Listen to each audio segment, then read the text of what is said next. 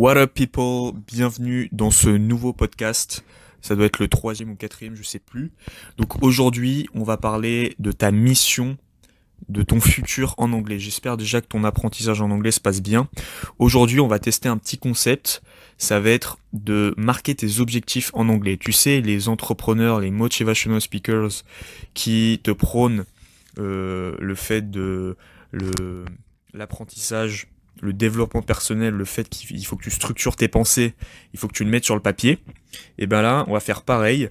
On va se créer une to-do list, mais avec des objectifs. Donc ça peut être des objectifs professionnels, personnels en anglais. Donc là, tu vas voir que ça va être des exemples que j'ai pris qui sont en anglais, qui sont des objectifs pour apprendre l'anglais. Mais du coup, tu vas en même temps les rédiger en anglais. C'est ça la nuance en fait, c'est ça qui est bien. Donc on va essayer de faire pareil, de faire une to-do list avec 8 objectifs au futur. Donc 8 objectifs du futur on va dire, parce que des objectifs c'est futur. C'est des futurs objectifs en fait. Donc on va marquer 8 phrases, je vais te présenter 8 phrases en anglais, donc écrites en anglais, et qui ont pour but, qui ont pour objectif du coup d'apprendre mieux l'anglais. Voilà.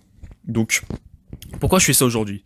Parce que c'est important de se créer une vision. Tu le sais, moi je prône l'anglais ludique, mais aussi évidemment l'anglais débrouillard, l'anglais libre on va dire. Mais surtout, apprendre l'anglais, faut pas que ton apprentissage soit fade, n'ait aucun sens en fait. Il faut pas que tu apprennes ton anglais inconsciemment. C'est pour ça que je fais ce petit exercice aujourd'hui, parce que c'est important de se motiver, et du coup de faire des choses qu'on n'a pas l'habitude de faire. Donc là, je vais te présenter tout de suite, je pense. Donc tu as compris l'idée, c'est te développer en anglais automatiquement, et en même temps de te créer une perspective, de te motiver pour tes objectifs futurs. Alors évidemment là j'ai pris en anglais, mais ça peut être des objectifs pour n'importe quoi, et du coup que tu rédigeras en anglais pour travailler ton anglais, t'as compris. Alors le premier objectif, alors évidemment, j'ai utilisé du vocabulaire juste avant de te le dire. J'ai utilisé du vocabulaire quand même assez... c'est du bon vocabulaire, quoi. C'est assez varié. Et plusieurs verbes, plusieurs temps. Donc là, on va commencer au futur. Donc évidemment, là, c'est des exemples.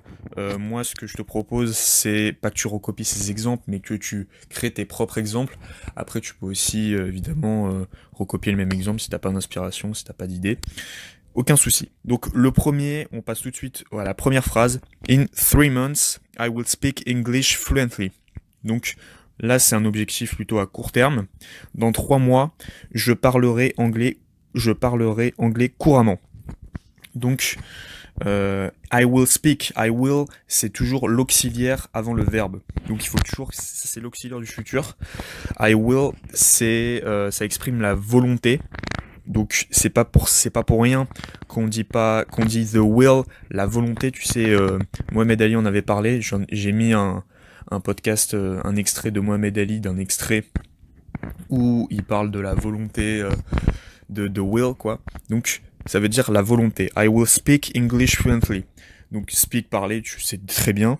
Fluently, ça veut dire couramment. Ça c'est un verbe, c'est un mot que tu peux réutiliser si tu connais pas.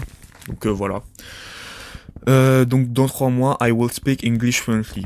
Pour l'instant, c'est un objectif, sans parler d'anglais, c'est un objectif basique. C'est pour ça que j'ai mis dans les 3 premiers objectifs. Alors du coup, le deuxième, next year, I will realize my dream to go abroad. L'année prochaine, je réaliserai mon rêve, partir à l'étranger. Donc toujours I will, l'auxiliaire avant le verbe. Realize, réaliser, c'est transparent, c'est un mot transparent. My dream, bon, j'ai pas besoin de faire un dessin. My dream, mon rêve, tu connaissais ça aussi. To go abroad, ça c'est peut-être un truc que tu connais pas, partir à l'étranger. C'est vrai qu'on le dit pas souvent. To go, donc aller, partir. Abroad, étranger. Alors tu peux peut-être confondre, moi aussi je l'ai confondu souvent, abroad avec a border. A border, c'est la frontière. Et du coup, abroad, l'étranger. Donc, t'as vu, c'est presque le même mot. Voilà, il faut pas se tromper. mais c'est pas très grave même si tu te trompes. To go abroad, donc ça aussi tu peux le réutiliser.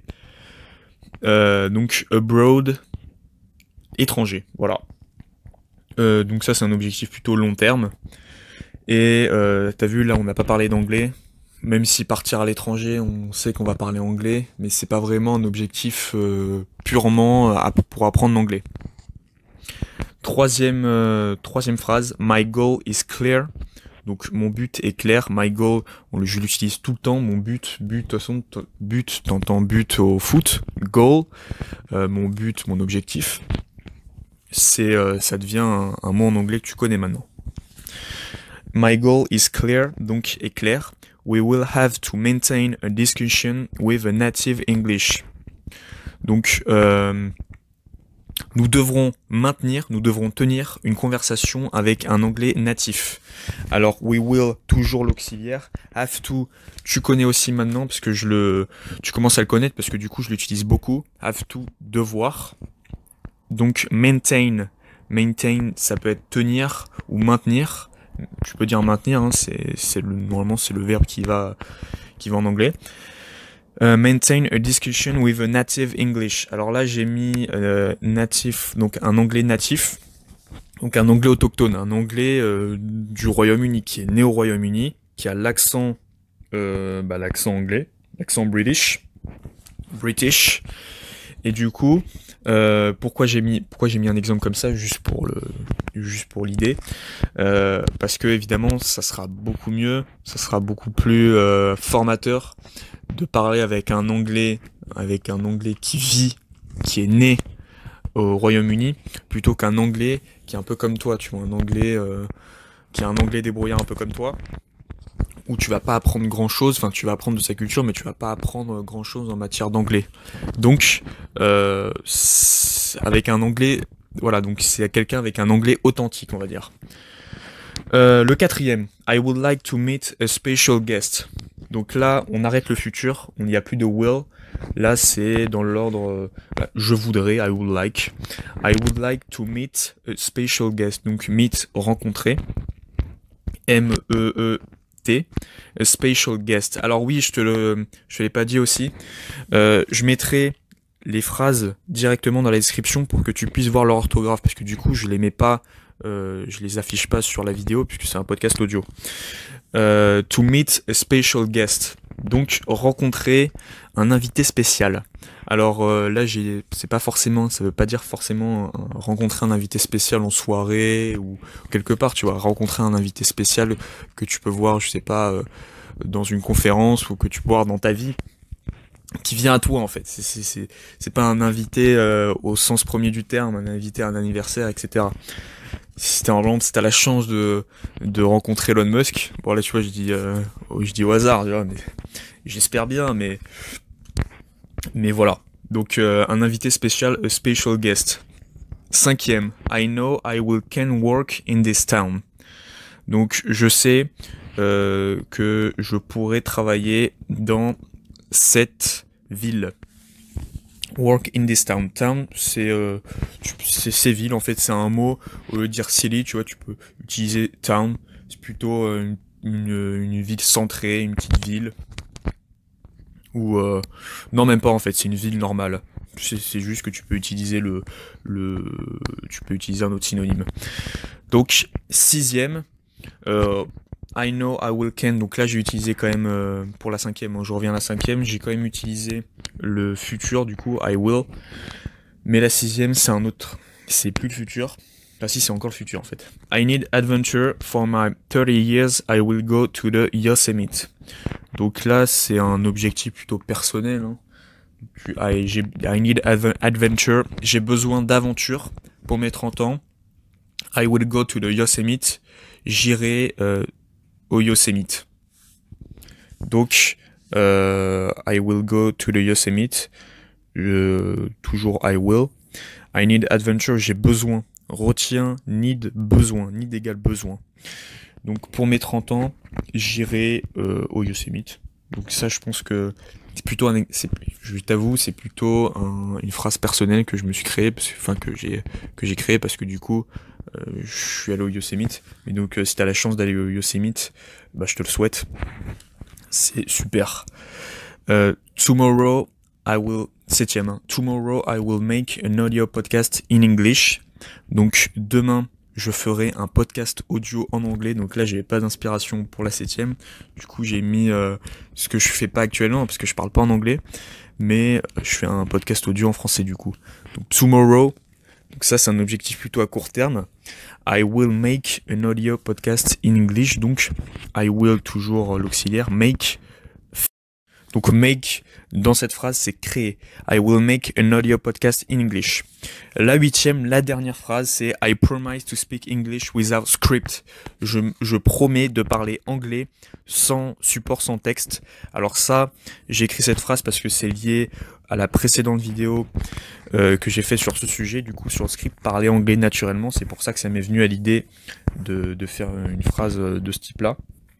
Ça peut être un objectif, ton objectif futur, tu vois, arriver à parler naturellement et aussi arriver à ne plus se juger. Voilà, il faut faire des blancs, j'en fais aussi. Par exemple, là, je fais des blancs tout le temps sur ce podcast, enfin pendant ce podcast audio. Donc, ça peut être un objectif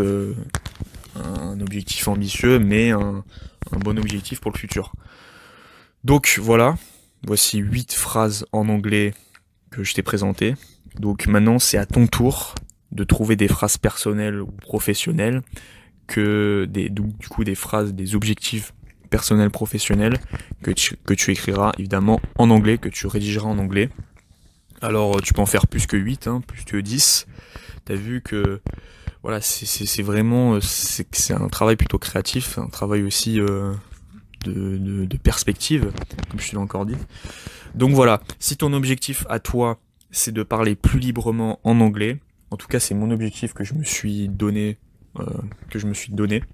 donc parler anglais plus librement, c'est quelque chose qui me tient à cœur et c'est quelque chose que j'enseigne dans mes private emails tous les lundis à 9h. Donc c'est des emails hebdomadaires, des emails toutes les semaines, c'est pas un email tous les jours mais c'est un email toutes les semaines.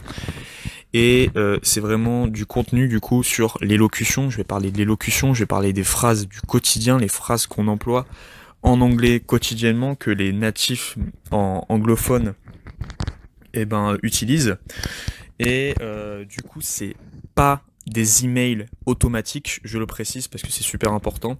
C'est des emails que j'ai créés soit la veille, soit le 2 heures avant. Donc c'est vraiment tout frais.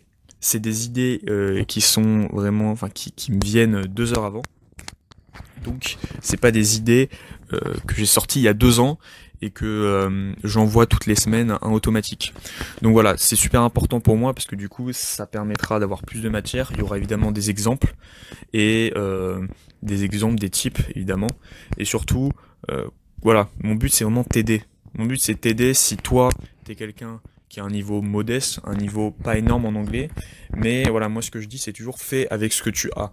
Et fais du coup, pour ça, il faut aller un petit peu sur le terrain. Bon évidemment ça c'est un peu compliqué avec la situation actuelle, mais tu as toujours la possibilité, que ce soit même sur les réseaux sociaux, commencer avec